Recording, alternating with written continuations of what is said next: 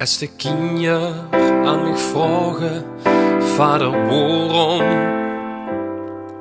Ligt het een stuk leger als de brug? Dan zeg ik natuurlijk eerst verluipig daarom. En daar kom ik later nog wel eens op terug. En dan gon ik gans remun met haar bekijken. Als het met zit, mogen zie op de karcel. Ik verwin ze en ik voel mich een rieke. En dan vraag ik in de hof van de kapel: lieve Heer, laat mich nog heel lang leven. En laat mich meedoen tot de allerlaatste run. Dat ik de kinder van mijn kinder met kan geven. Dat het goed is om te leven in remuin. Want als ze later nog eens over mij gaan praten, dan hoor ze centen had er niet de leven schat. Maar veel zijn blij met wat Ros het nog gelaten.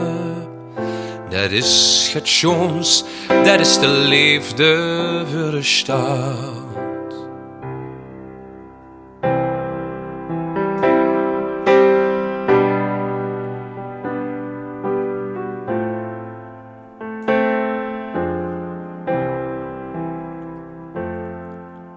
Eine vroeg mich, waarom ligt de vuurstad achter?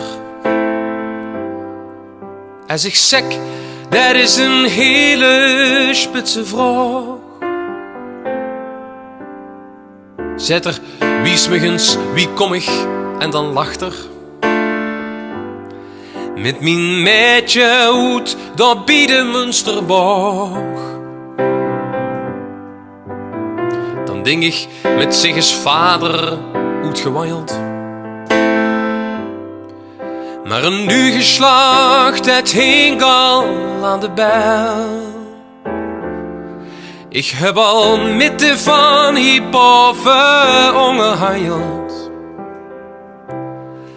Want ik brandde gauw een kers aan de kapel. Lieve Heer, laat mich nog heel lang leven. Laat mich meedoen tot de allerlaatste run.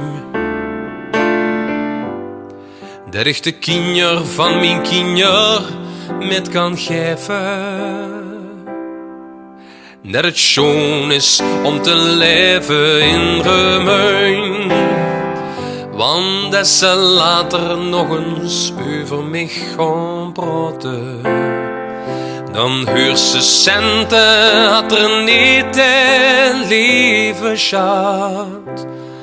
Maar weer zijn blij met wat Ros het nog gelaten.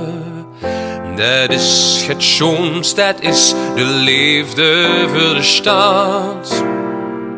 Dat is het schoons, dat is de liefde voor de stad.